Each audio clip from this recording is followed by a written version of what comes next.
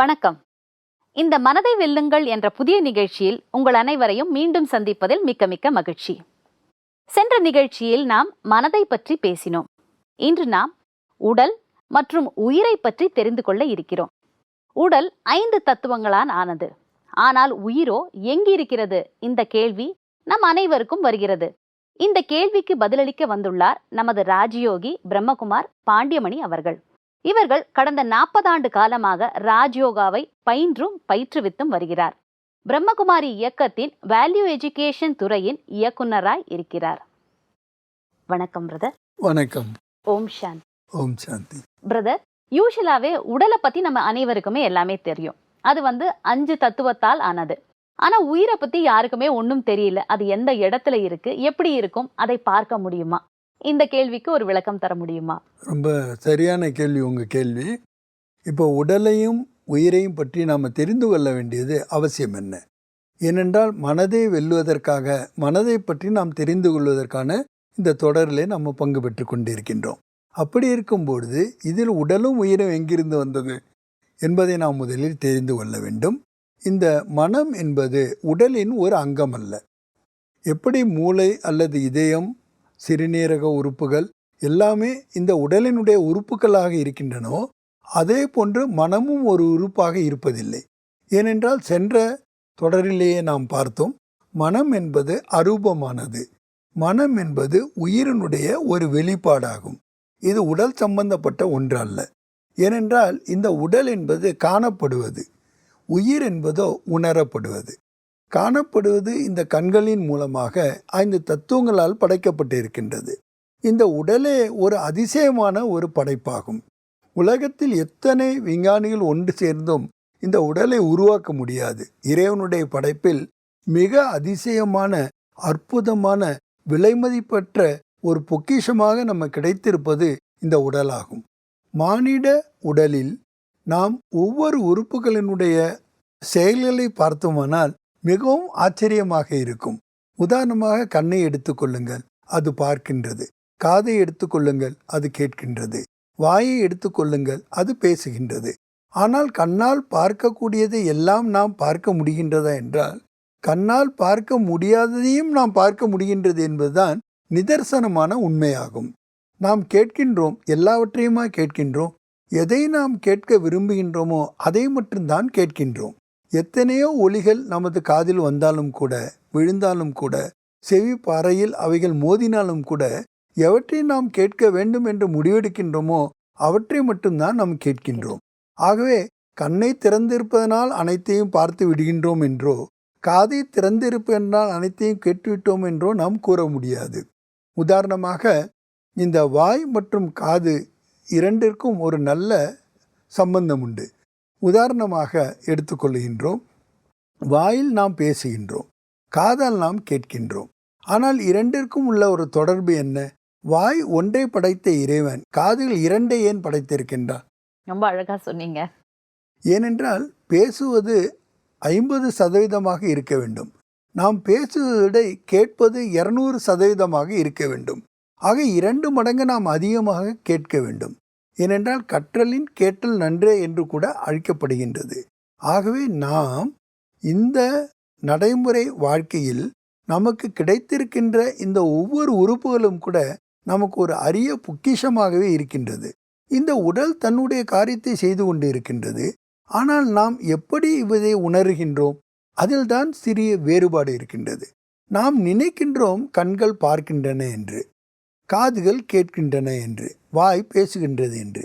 இறந்த ஒரு சரீரத்தில், அதாவது பிரேதத்தில் கண்கள் இருக்கின்றன, காதுகள் இருக்கின்றன, வாய் இருக்கின்றது. ஆனால் அவைகள் எந்த காரியத்தையும் செய்ய முடிவதில்லை. இதிலிருந்து என்ன தெரிகின்றது? அவன் போய்விட்டான், இறந்து விட்டான், செத்து விட்டான் என்று கூறுகின்றோம். உடல் இருக்கின்றது. ஆனால் அந்த உயிர் அந்த உடலை விட்டு சென்ற பிறகு அந்த உயிர் இல்லாத உடலால் எந்த செயலையும் செய்ய முடிவதில்லை. இதிலிருந்து நாம் புரிந்து கொள்ள வேண்டுவது என்ன என்றால், கண்கள் பார்ப்பதில்லை, உயிர் என்ற ஆத்மாதான் கண்கள் மூலமாக பார்க்கின்றது. காதுகள் கேட்பது இல்லை, உயிர் என்ற ஆத்மாதான் காதுகள் மூலமாக கேட்கின்றது. வாய் பேசுவதில்லை, உயிர் என்ற ஆத்மாதான், உணர்வுள்ள இந்த உயிர் தான் வாய் மூலமாக பேசுகின்றது. ஆக இந்த உடலை இயக்குகின்ற ஒரு பருப்பொருளாக இருப்பதுதான் ஆத்மா, இந்த உயிர். இதை நான் ஒரு ஆண் என்றோ அல்லது பெண் என்றோ கூற முடியாது. ஆகவேதான் இதை எப்பொழுதும் அது என்று அழைக்கப்படுகின்றது. இந்த உயிர் என்பது ஆணோ பெண்ணோ அல்ல, ஆனால் ஒரு சூக்ஷ்மமான சக்தியாக இது விளங்குகின்றது. இது இந்த உடலில் எங்கு இருக்கின்றது என்பதை கேட்டால் உங்களுக்கு ஆச்சரியமாக இருக்கும்.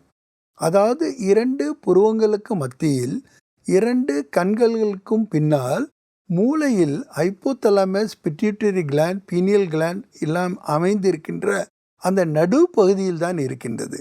ஆகவேதான் இதனுடைய அடையாளமாக திலகம் வைக்கின்ற பழக்கம் நமது பாரத தேசத்தில் எல்லா பகுதியிலுமே இருக்கின்றன. அங்கு இந்த மூளையின் மூலமாக, நரம்பு மண்டலத்தின் மூலமாக, வெவ்வேறு ஹார்மோன்ஸ் மூலமாக இந்த உடலை இயக்கி கொண்டு இருக்கின்றது. ஆக இந்த உடலை இயக்குகின்ற நான் என்பது தனியாக இருக்கின்றது என்பதை நாம் நன்றாக புரிந்து கொள்ள வேண்டும். உதாரணமாக, ஒரு நாளுக்கு பல முறைகள் நான் எனது என்று கூறுகின்றோம். எனது என்பதை நான் என்று கூற முடியுமா? உதாரணமாக, என்னுடைய வீடு என்கிறேன், நான் வீடு என்று கூற முடியுமா? என்னுடைய கார் என்று கூறுகிறேன், நான் கார் என்று கூற முடியுமா? என்னுடைய குழந்தைகள், என்னுடைய குடும்பம் என்று கூறுகின்றேன், நான் குடும்பம் என்று கூற முடியுமா? நிச்சயமாக அது முடியாது.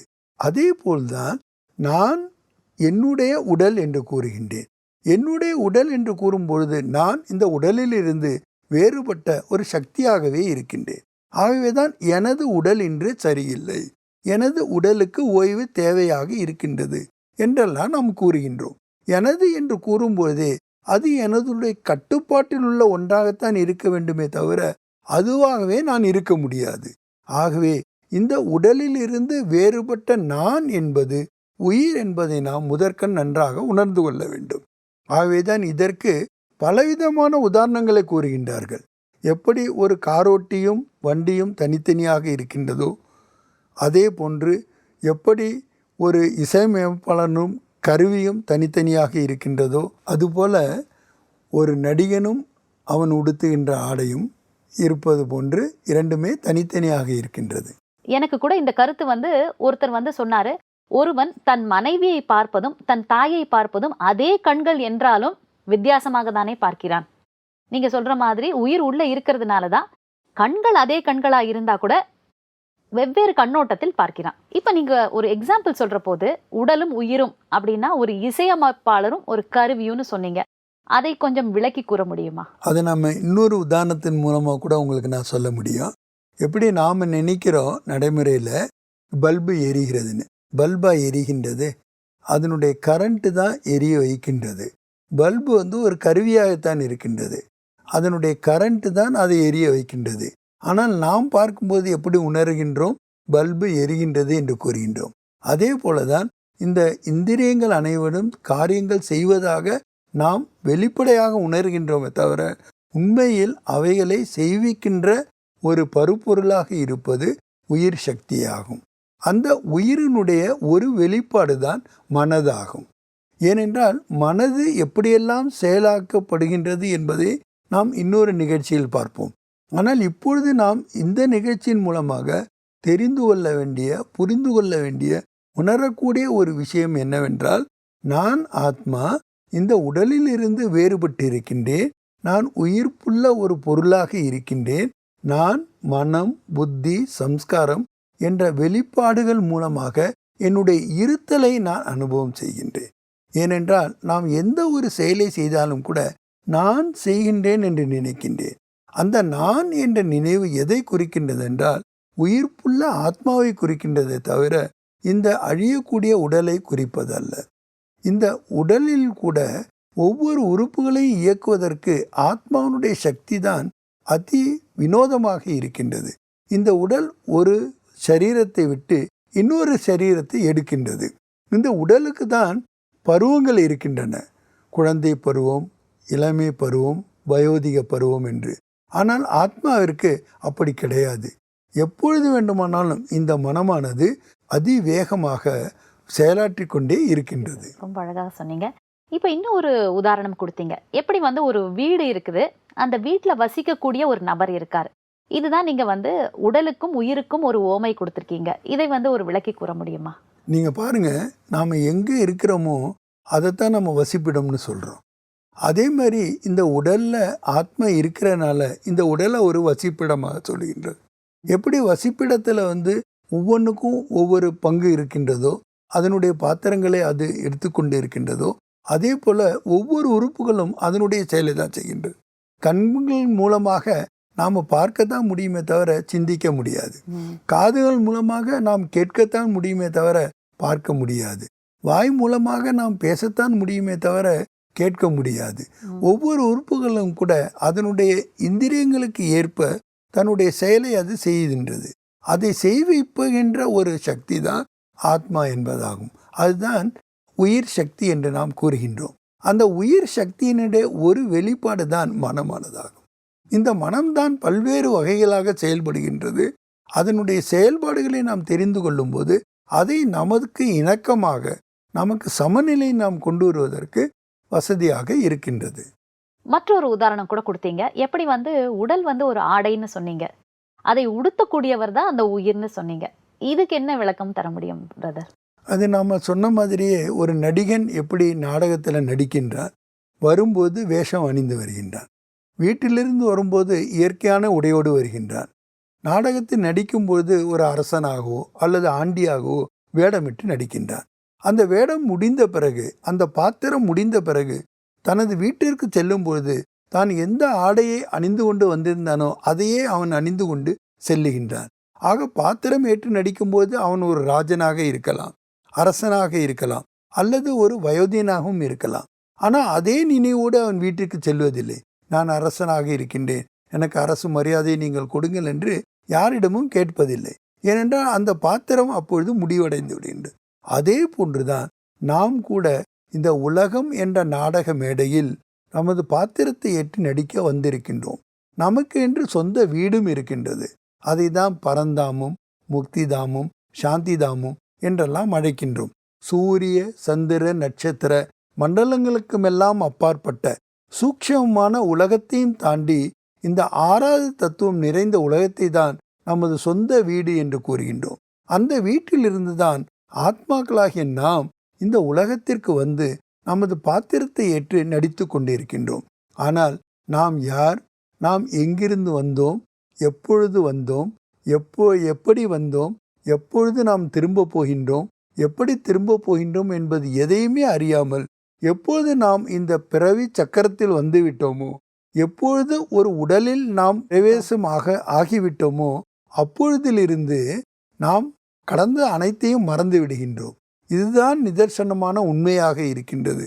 ஆனால் ராஜயோக தியானத்தின் மூலமாக நாம் அதிகபட்சமாக எத்தனை ஜென்மங்கள் எடுக்கின்றோம் என்பதையும் தெரிந்து கொள்கின்றோம். நாம் வரும்பொழுது எப்படி வந்தோம், எந்த ஆடையை நாம் உடுத்தி கொண்டோம், அப்பொழுது எப்படி நாம் வணங்குவதற்குரியவர்களாக இருந்தோம், இப்பொழுது நாம் எப்படி வணங்குபவர்களாக ஆகிவிட்டோம் என்பதையெல்லாம் நாம் தெரிந்து கொள்ள முடிகின்றது. பிரதர், இதுதான் நான் நினைக்கிறேன். இப்ப வந்து நீங்க உயிர் வந்து ஆறாவது தத்துவத்திலிருந்து வந்திருக்குன்னு சொல்றீங்க. சோ அதனாலதான் இந்த 5 தத்துவத்தின் மூலம் உயிரை பார்க்க முடியாதுன்னு நீங்க சொல்ல வரீங்கன்னு நினைக்கிறேன். மற்றொரு கேள்வி. சோ நீங்க இப்ப சொன்னீங்க ஆடை அணிபவர்னு சொன்னீங்க. அதனால மனிதர்கள் என்ன நினைக்கிறாங்க, ஆத்மால எதுவுமே ஒட்டாது. இது உண்மைதானா? இது ரொம்ப நல்ல கேள்வி. இதை நாம் புரிந்து கொள்ள வேண்டிய விஷயமும் ஆகும். ஏனென்றால் நாம் என்ன செய்கின்றோமோ அதனுடைய பலாபலன்களை நாம் தான் அனுபவிக்கின்றோம். இது நியூட்டனுடைய 3வது தத்துவம் என்று கூட கூறுகின்றோம். எதை நாம் செய்கின்றோமோ அதனுடைய பலனை நாம் தான் அனுபவிக்க வேண்டும். அது இந்த உடலோடு சென்று விடுவது அல்ல. இந்த உடல் மூலமாக செயல் செய்கின்ற நாம் தான் பொறுப்புணர்வு உடையவர்களாக இருக்கின்றோம். ரெஸ்பான்சிபிலிட்டி நமக்கு தான் இருக்கின்றது.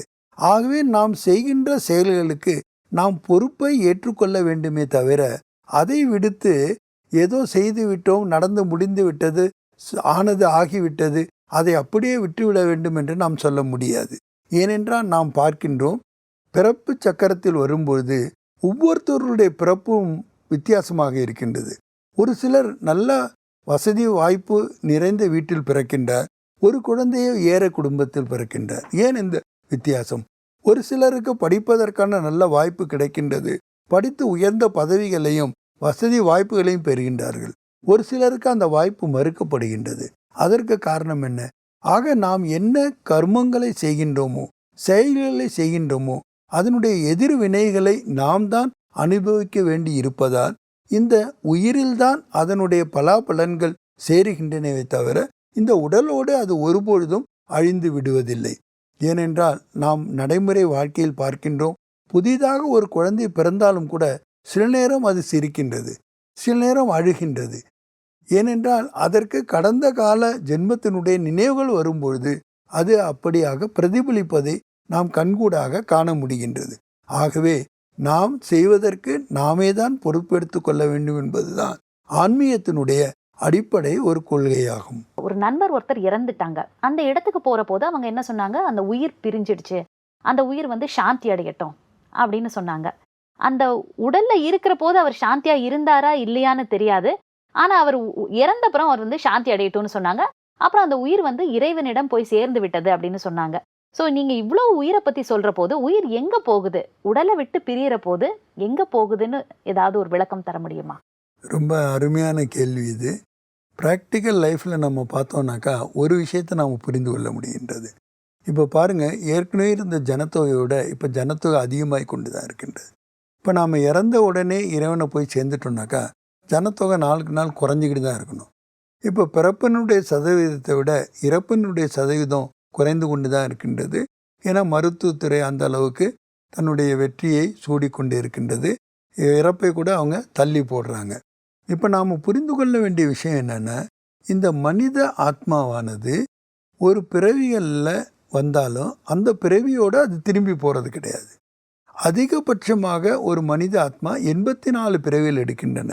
இந்த காலச்சக்கரத்தை பற்றிய ஞானம் நமக்கு இதுக்கு ரொம்ப அத்தியாவசியமாக தேவைப்படுகின்றது.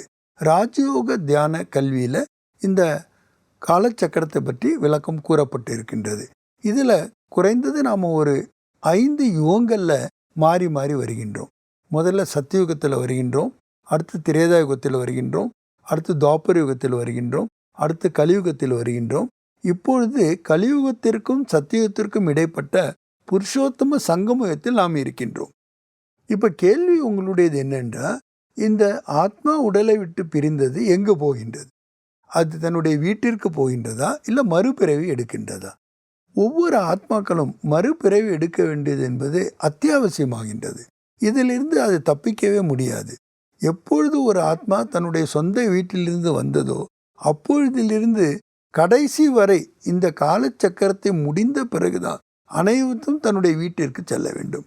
ஏனென்றால் நமக்கு நம்மளுடைய வீடு எங்கு இருக்கின்றது என்பது தெரியாது, எப்படி போக வேண்டும் என்பதும் தெரியாது, எந்த ஆடையை உடுத்தி கொண்டு செல்ல வேண்டும் என்பது நமக்கு தெரியாது.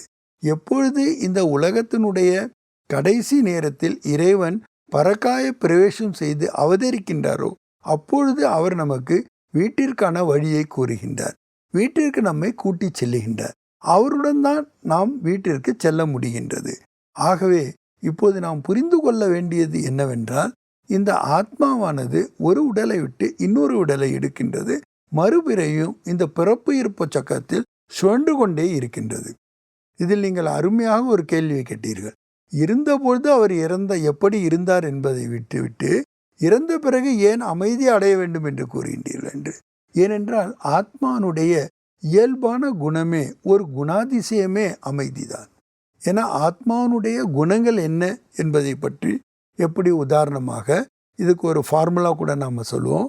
KP² low high blood pressure அப்படின்னு சொல்லுவோம், நினைவு வைத்துக் கொள்வதற்காக.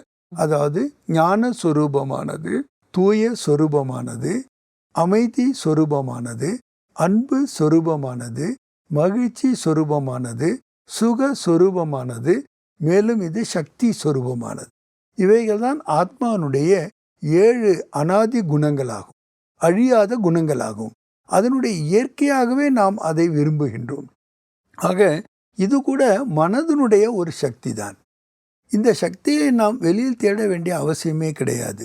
இன்று மனிதன் ஒவ்வொருவரும் கூட மகிழ்ச்சியாக இருக்க வேண்டும், சந்தோஷமாக இருக்க வேண்டும், எப்பொழுதும் இருக்க வேண்டும் என்று ஆசைப்படுகின்றான். ஆனால் நம்மால் யாராலும் கூட எப்பொழுதும் மகிழ்ச்சியாக இருக்க முடிவதில்லை. ஆனால் மகிழ்ச்சியாக இருக்க வேண்டும் என்ற எண்ணம் ஏன் நம்முள் ஒலிக்கின்றது? ஏனென்றால் நமது உண்மையான சொரூபமே மகிழ்ச்சியாக இருப்பதுதான். நாம் எப்பொழுது இந்த உடல் உணர்வை விட்டு ஆத்ம உணர்வில் வருகின்றோமோ அப்பொழுதுதான் நம்மளுடைய குணங்கள் அனைத்தும் வெளிப்படுகின்றன. ஆகவே இவற்றை நாம் வெளியிலிருந்து பெற வேண்டியது அவசியமே இல்லை. உலகத்தில் மனிதர்கள் நினைக்கின்றார்கள், பொன் கிடைத்தாலோ, பொருள் கிடைத்தாலோ, உறவு முறைகள் கிடைத்தாலோ, வசதி வாய்ப்புகள் வந்தாலோ நாம் மகிழ்ச்சியாக இருக்கலாம் என்று. ஆனால் இவை அனைத்து நாம் வெளியிலிருந்து பெறக்கூடிய ஒன்றே தவிர உள்ளிருந்து பெறக்கூடிய ஒன்று அல்ல. ஆனால் உண்மையாக நாம் பெறுவது அனைத்தும் உள்ளிருந்து வெளிக்கொணர்வதுதான். அதைத்தான் ஆங்கிலத்தில் இன்சைட் அவுட் என்று கூறுவார்கள். இதை உணர்ந்துதான் நாம் அந்த ஆத்மா ரெஸ்ட் இன் பீஸ், அமைதியாக இருக்கட்டும் என்று கூறுகின்றோம். ஏனென்றால் ஆத்மாவனுடைய உயிரினுடைய இயல்பான ஒரு குணம்தான் அமைதியாக இருப்பதாகும். இது ரொம்ப அழகாக ஒரு எக்ஸ்பிளனேஷன் கொடுத்தீங்க பிரதர். இன்னொன்று என்ன சொல்றாங்கன்னா, ஒரு குழந்தை பிறந்தவுடனோ சிறு காலங்களுக்கு அப்புறமும் சில பேர் என்ன சொல்றாங்கன்னா, என்னுடைய கர்ம வினை அப்படின்னு சொல்றாங்க. ஸோ இந்த கர்ம வினை என்றால் என்ன? இதுக்கு ஒரு விளக்கம் தர முடியுமா? அதாவது நாம் ஏற்கனவே பார்த்தோம், நாம் என்ன செய்கின்றோமோ அதனுடைய பதிவுகள் நம்ம மேலே தான் பதிகின்றன. இதைத்தான் நம்ம சம்ஸ்காரம் என்று கூட கூறுகின்றோம். நாம் ஒரு காரியத்தை திரும்ப திரும்ப செய்யும்போது எப்படி ஒரு பள்ளத்தை நாம் தோண்ட தோண்ட ஆழமாகுமோ அதே மாதிரி நமக்குள்ள ஆழமான ஒரு சம்ஸ்காரம் ஆகிவிடுகின்றது. இதை தான் ஆழ் மனது கூட என்று கூறுவார்கள். மனதில் 2 மனது இருக்கின்றது. ஒன்று உணர்வு மனம், இன்னொன்று ஆழ் மனம். இந்த ஆழ் மனத்தை தான் நாம் சம்ஸ்காரம் என்று கூறுகின்றோம். இந்த சம்ஸ்காரத்தில் தான் பதிவுகள் ஏற்படுகின்றன. இந்த பதிவுகளை பொறுத்துதான் எண்ணங்களும் உணர்வுகளும் தீர்மானங்களும் வருகின்றன. ஏன் நம்மளுடைய அபிப்பிராயங்கள் கூட இதழிலிருந்தான் வெளிப்படுகின்றன. ஆகவேதான் குழந்தை பிறந்தது அதனுடைய கர்ம வினைக்கு ஏற்பத்தான் என்பதை நாம் நன்றாக உணர்ந்து கொள்ள வேண்டும். புரிந்து கொள்ள வேண்டிய விஷயம் என்னவென்றால், ஒருவருடைய சம்ஸ்காரத்தை பொறுத்துதான் அவர் நல்லவர் கெட்டவர் என்பதை கூட நாம் தீர்மானிக்கின்றோம். உதாரணமாக எத்தனையோ விதமான மனிதர்கள் இருந்தாலும் கூட எல்லோரும் ஒரே மாதிரியாக இருப்பதில்லை, எல்லோரும் ஒரே மாதிரியாக செயலாற்றுவதில்லை. அதில் வித்தியாசம் வருவதற்கான காரணம் என்றால், ஆத்மாக்கள் அனைத்தும் ஒரே மாதிரியாக ஒளி புள்ளியாக ஜோதி வடிவமாக இருந்தாலும் கூட ஒவ்வொன்றினுடைய சம்ஸ்காரமும் வித்தியாசமாக இருக்கின்றது. இந்த சம்ஸ்காரத்தை பொறுத்துதான் அதனுடைய சூழலும் அமைகின்றது, அதனுடைய உறவு முறைகளும் அமைகின்றன, அதனுடைய உணர்வு மையங்களும் மாறுபடுகின்றன, வேறுபடுகின்றன. இந்த நிகழ்ச்சிக்கு உடல் எப்படி இயங்குகிறது, உயிர் எப்படி இயங்குகிறது என்ற தெளிவான விளக்கங்களை எங்களுக்கு கொடுத்திருக்கீங்க. மற்றொரு நிகழ்ச்சியில் மீண்டும் சந்திக்கலாம் பிரதர். வந்ததற்கு மிக்க மிக்க நன்றி. வணக்கம். வணக்கம். என்ன நேயர்களே, நிகழ்ச்சியை பார்த்தீங்களா? இன்னைக்கு நமக்கு உயிரை பற்றியும் உடலை பற்றியும் வெவ்வேறு கருத்துக்களை நமது சகோதரர் அழகாக எக்ஸ்பிளைன் பண்ணியிருக்காரு. உடல் என்பது அழியக்கூடியது, உயிர் என்பது அழியாதது. உயிர் இருக்கக்கூடிய இடம் இரு புருவ மத்தியில், இரு கண்களுக்கு பின்னால், மூளைக்கு நடுவில் இருக்கிறது என்று அழகாக சகோதரர் கூறினார். இந்த நிகழ்ச்சி இதோடு நிறைவு பெறுகிறது. மீண்டும் அடுத்த நிகழ்ச்சியில் சந்திப்போம். வணக்கம். நன்றி.